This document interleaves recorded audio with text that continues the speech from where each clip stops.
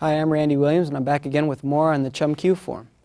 Now, as you recall in the Siulim Tao tapes, I read that poem about Siulim Tao that was written years ago and translated to the English. Now, I'm going to read you the poem on Chum Q. Chum Q trains the stance and waist. The arm bridges are short and the steps are narrow. The eyes are trained to be sharp. The chi flows in perpetual motion. Learn to remain calm in the midst of motion. Loosen the muscles and relax the mind. Turning the stance with circular motion allows superior generation of power. When the opponent's arm bridge enters my arm bridge, running hand is used to turn the situation around. As the opponent's arm bridge enters, counter it with your own bridge from above without stopping. L bar arm and bridge catching hand put the opponent in danger. Do not collide with a strong opponent, but if the opponent is weak, use direct frontal assault. A fast fight should be ended quickly. No delay can be allowed. Use the three joints of the arm to prevent the opponent's bridge from entering. Trap the opponent by jamming his bridge. Create a bridge if there is none present.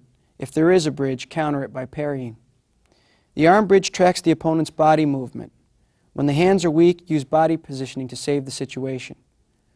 When short power is used to jam the opponent's bridge, the three joints of the arm are in perfect control. Where is the opponent's bridge to be found? Chum Q leads the way.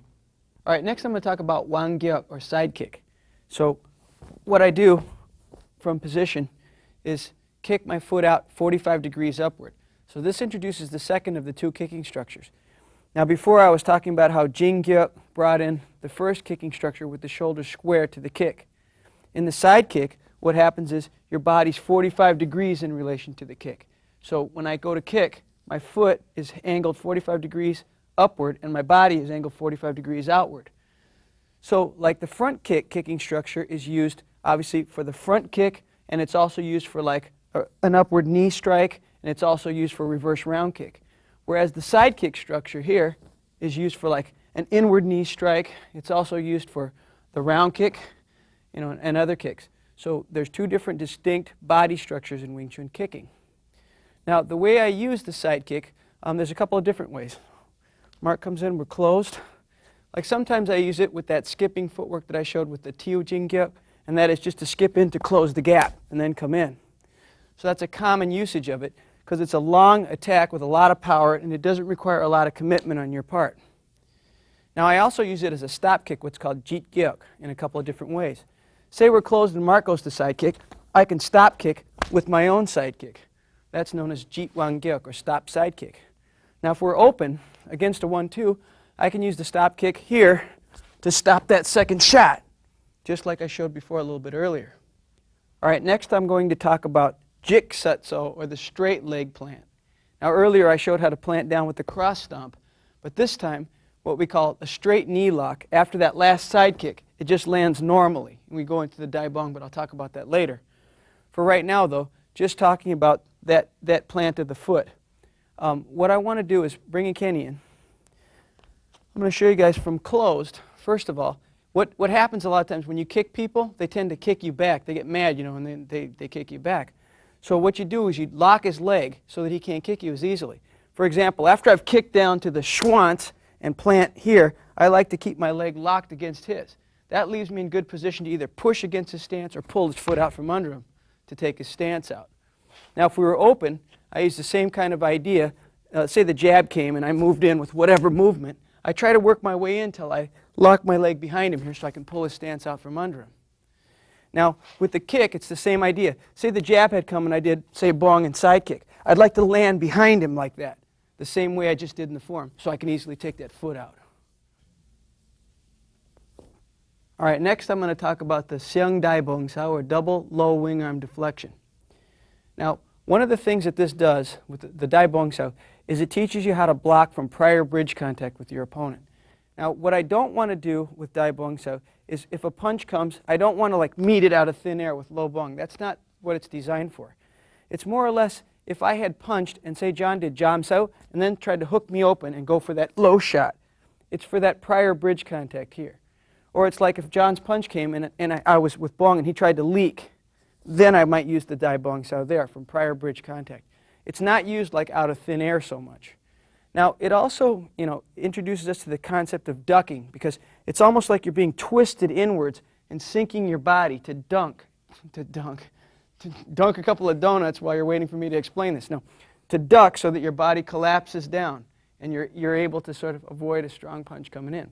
The saying in Wing Chun is Tit Kyu Sao, Min Fa Sun, and Bo Lei Tao. That means an iron bridge hand, a cotton body, and a glass head.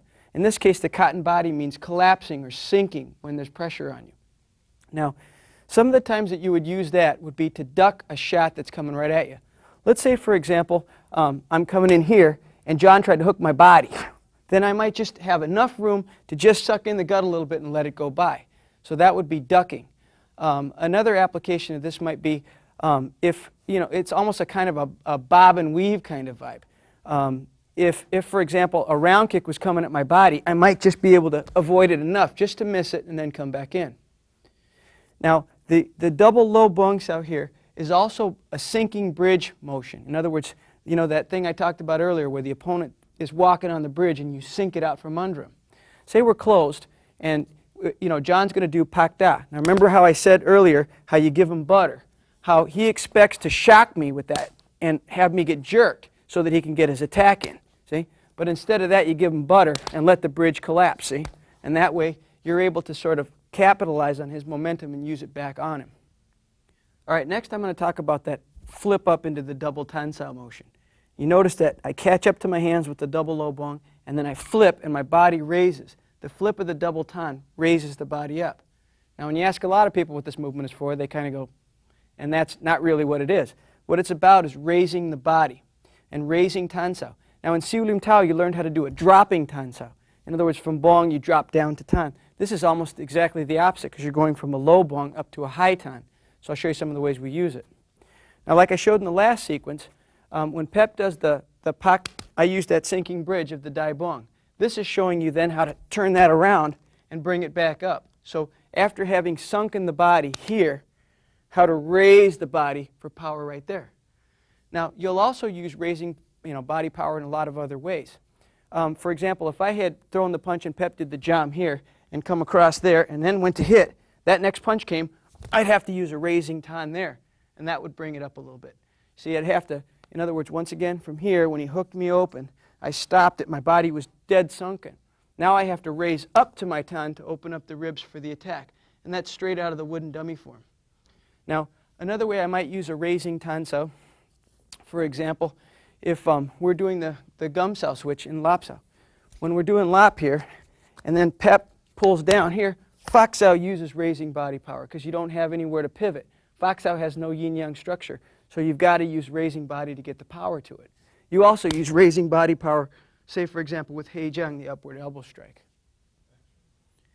All right, next I'm going to talk about the double jut Xiang Ma Po Pai Sao motion, which is a lot like what happens in the Siu Lim Tao form. Because remember in Siu Lim Tao there's one segment where you go tan, jut, like that. It's the same idea, but you have a side reference, and then we add footwork to it, which is a little bit different, obviously, than Siu Lim Tao. Now, this movement, before I even talk about the hands, I want to talk about the fact that this introduces us to another form of footwork, which is called Xiang Ma, or advancing stance. Now, in the form, you're just sliding your feet up here and keeping your knees bent halfway up. But in actual fact, the Xiang Ma footwork would be to turn the front foot, step through, and slide. Okay, that's the full Xiang Ma, but the idea of it appears there in the form.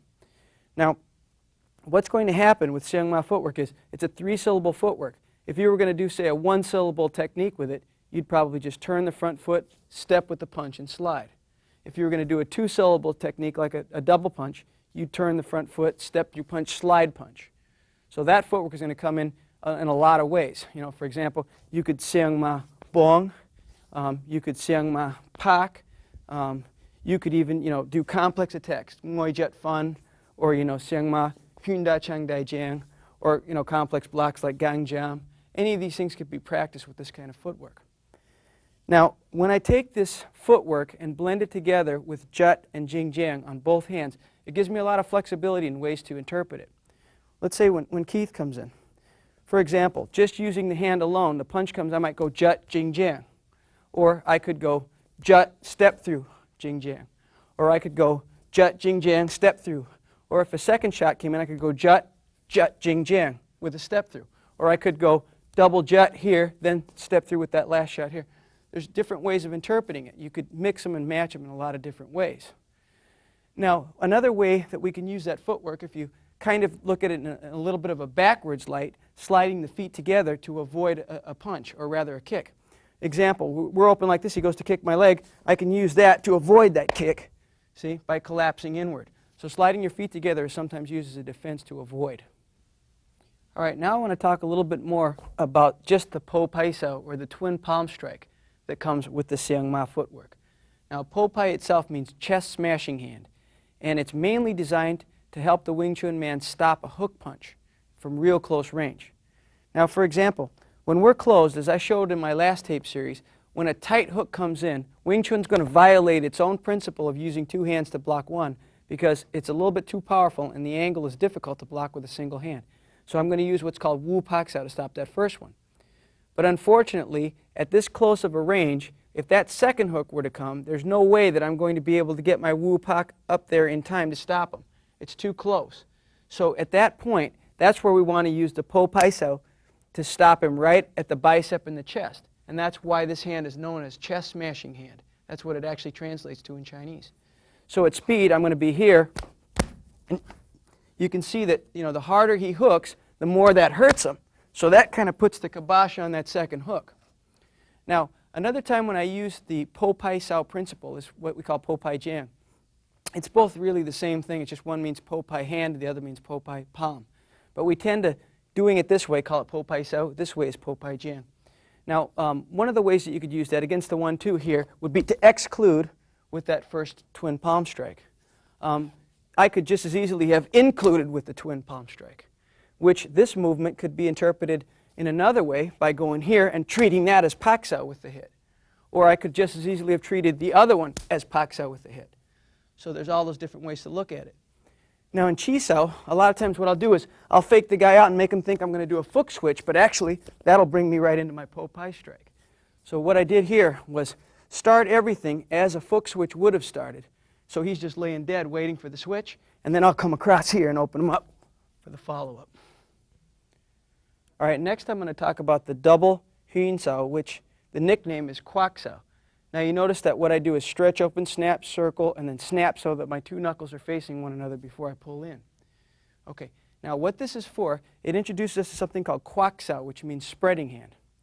Now I can do Kwak sao, I usually use it in sticky hands, and I can do it with simultaneous, two hands doing Hyun sao, or offset the timings. Now let's say in sticky hands, I want to just split him open. What I'll do then is from the tan is I'll come out and around and split his hands apart. So what I did here was from tan, grabbed on with 3 fingers, 2 pinched, and that spread him open, and then I just stepped in with the strike. Now I could just as easily do the same kind of a spread here, but put the kick in. See, so that's a kwak sao. You had double kwak and polka at you. So another thing I can do then is I can take and offset the timing in sticky hands by doing it here. And what I did was from the tan sao position, I just ran around 1, 2. But it was nothing but the same movement because I came here, ran around, pivoted, and then braced into that second shot. And I'm holding onto his arm here for power.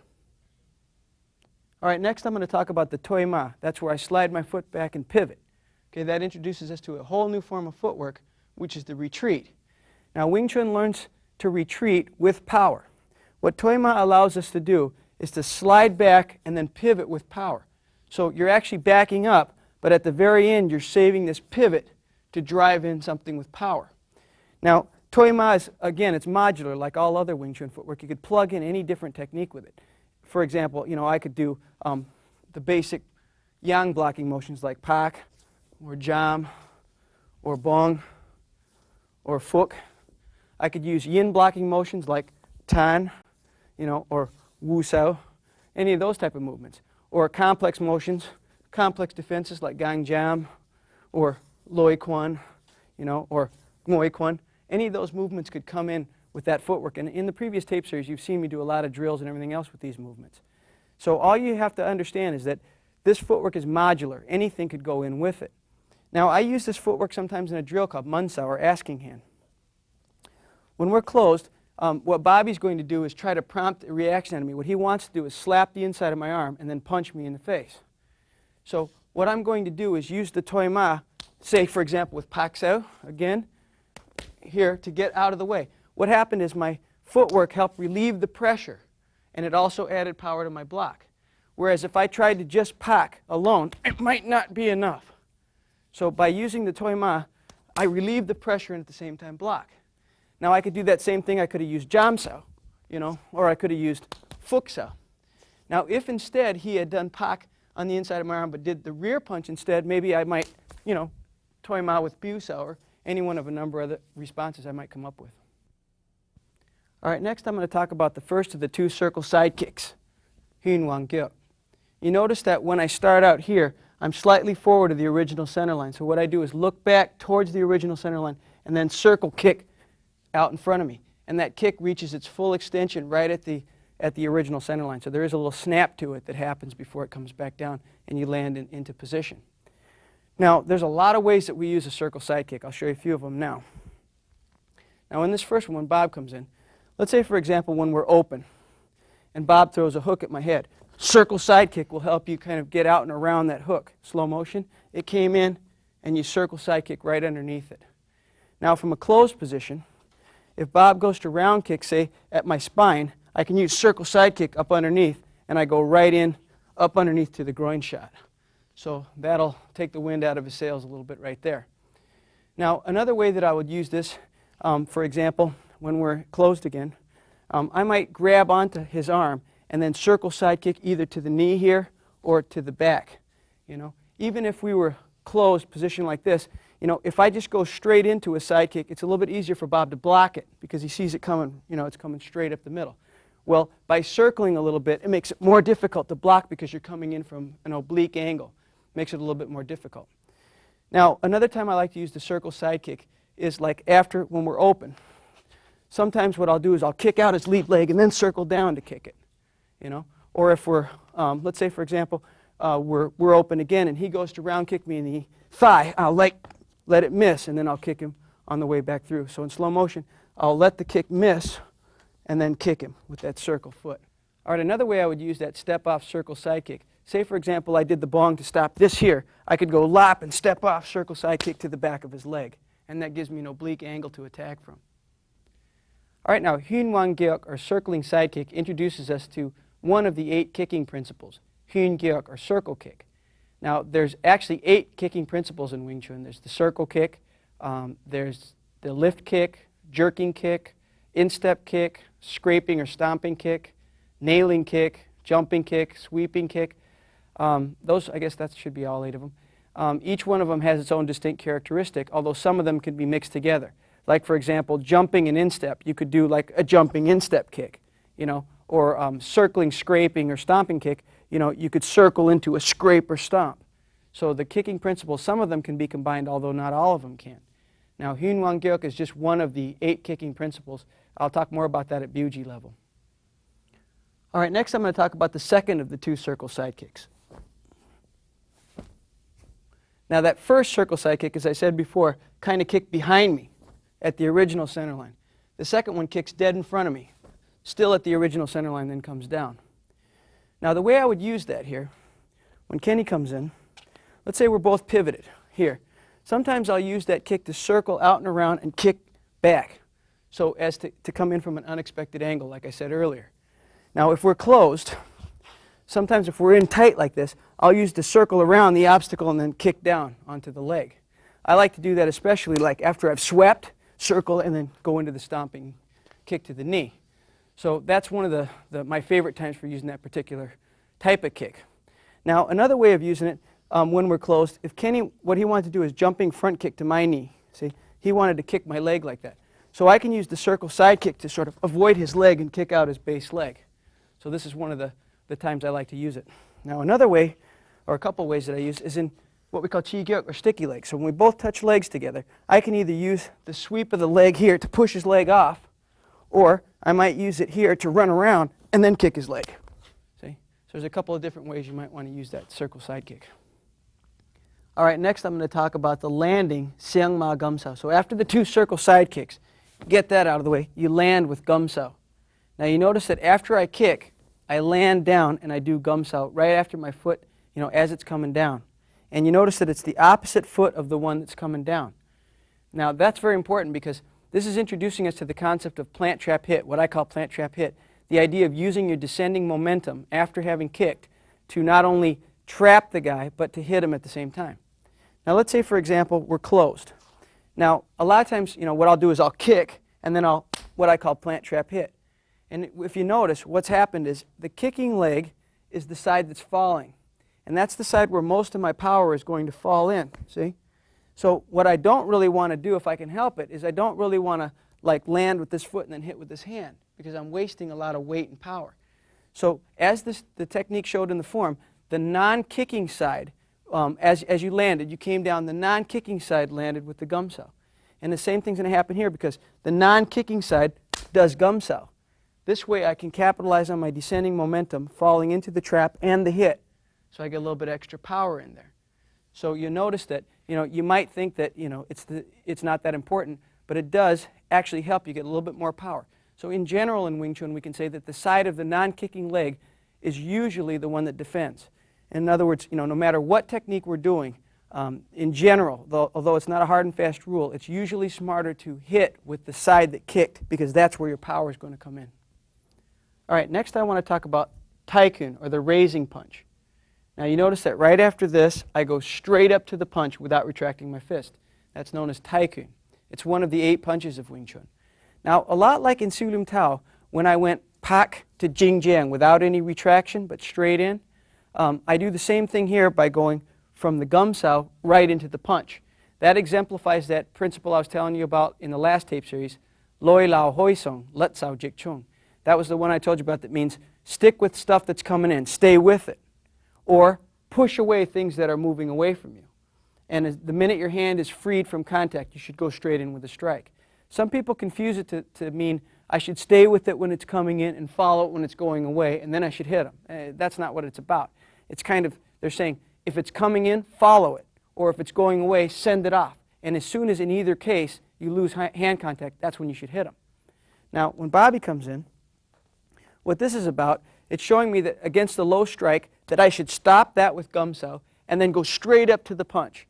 I don't want to stop it here and then withdraw my hand, give Bobby time to hit me, see, while I'm pulling my hand back. But instead, I'd rather go right off of this, right into the hit. And again, from the other side, it'd be block and then hit up high, straight.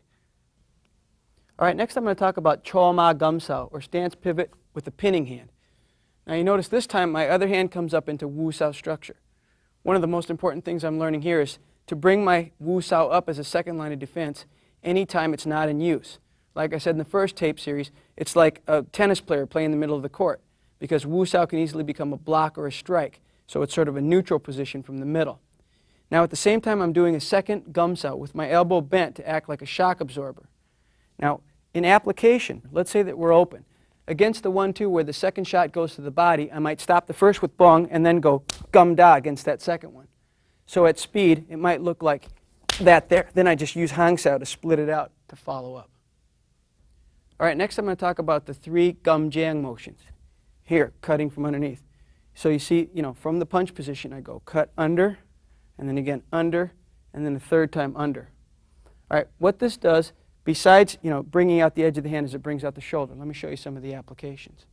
Now, as a cut, one of the 8 palm strikes of Wing Chun, gum jiang, let's say we're open, and the jab comes in. From here, cut straight down, right down into the ribs. Now again, as a leak, if he does bong sao against my jab, I can leak through it with that same motion, using that edge to cut.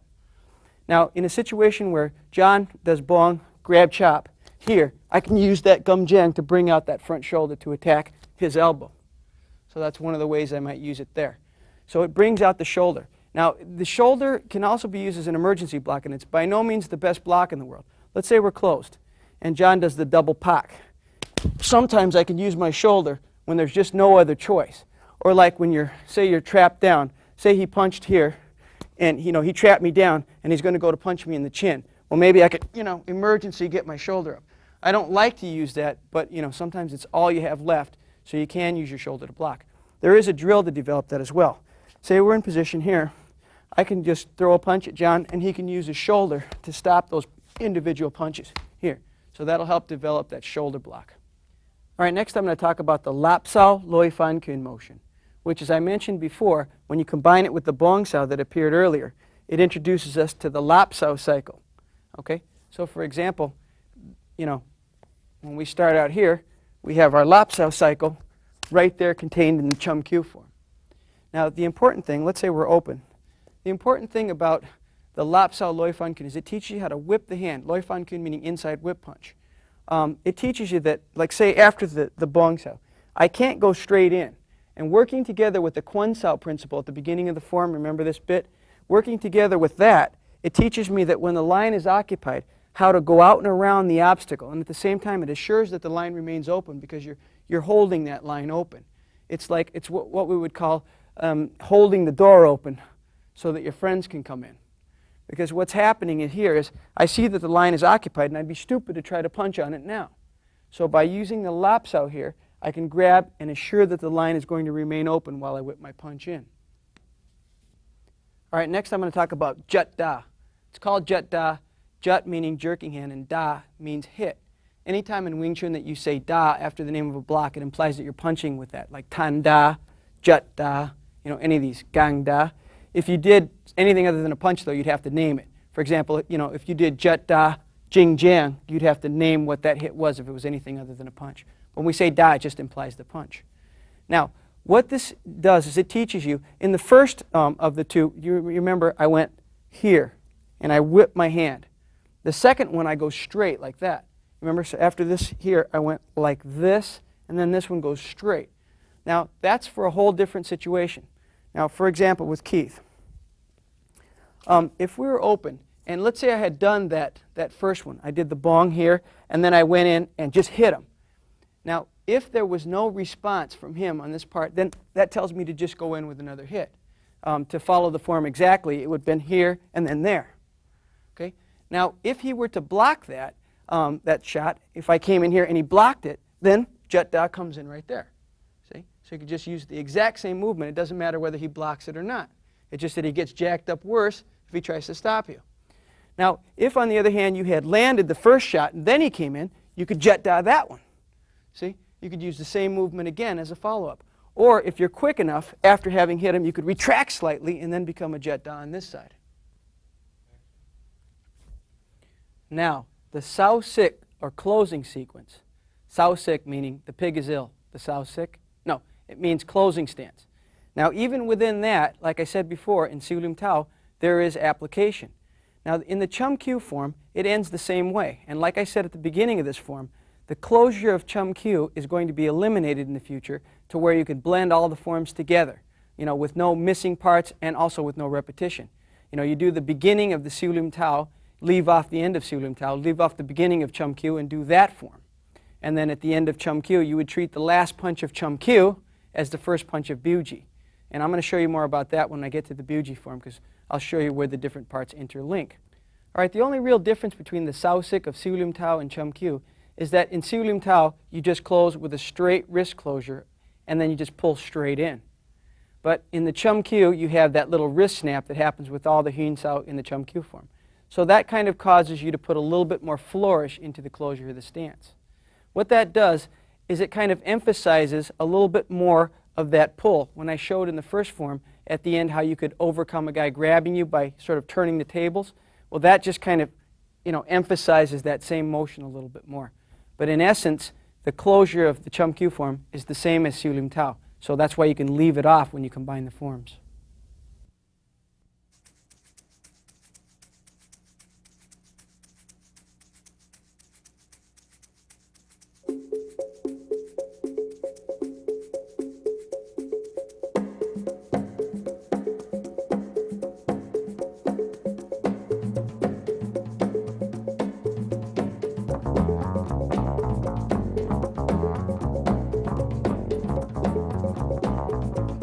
All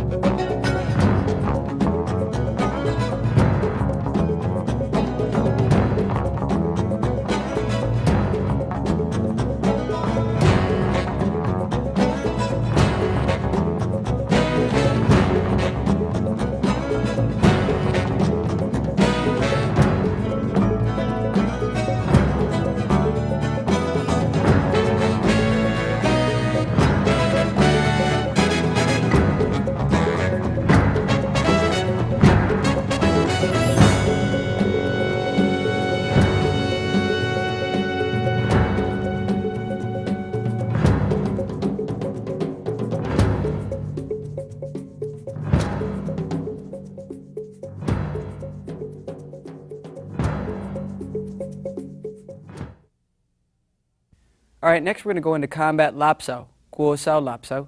And what the idea is with this is to practice the same lap cycle that you normally do, but to add the element of combat sticky hands, a little bit of spontaneity.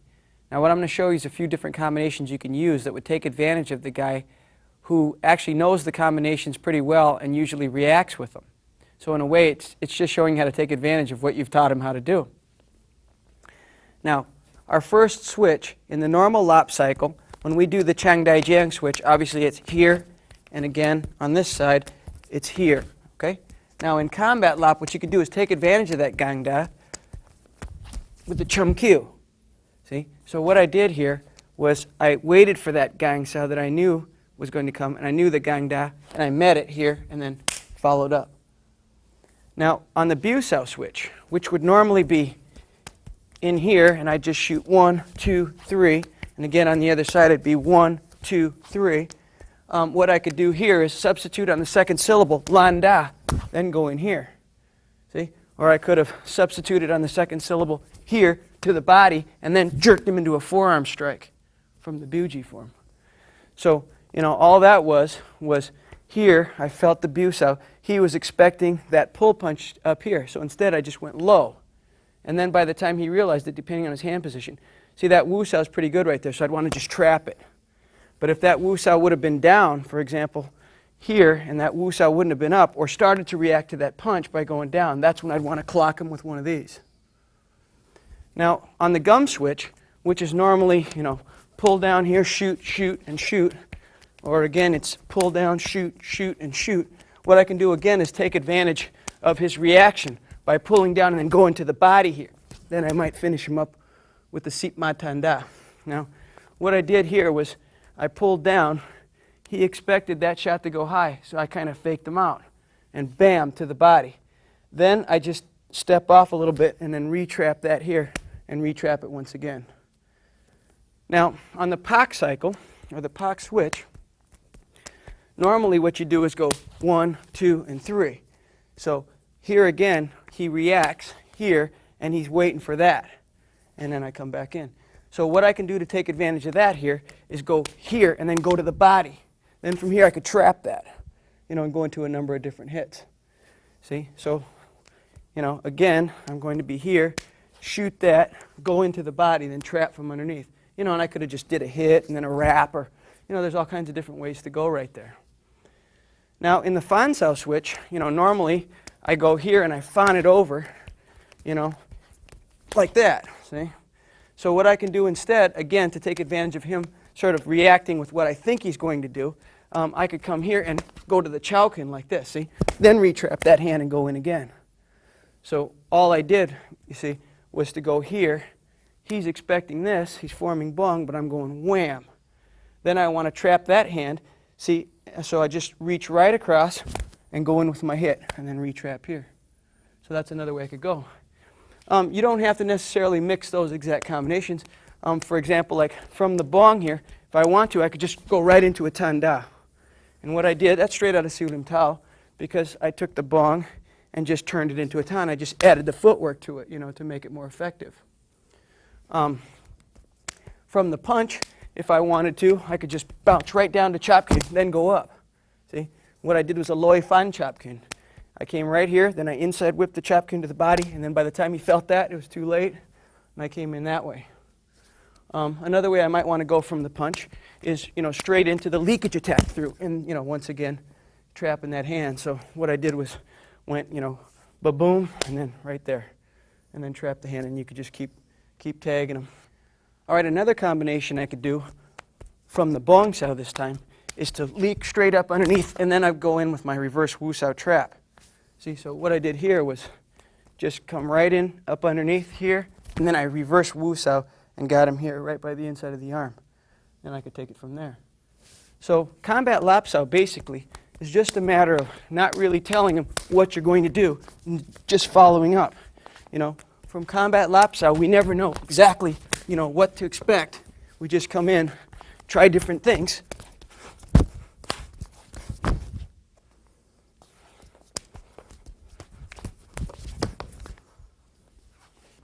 All right, that's all for now. So until next time, this is Randy Williams saying, may the Schwartz be with you.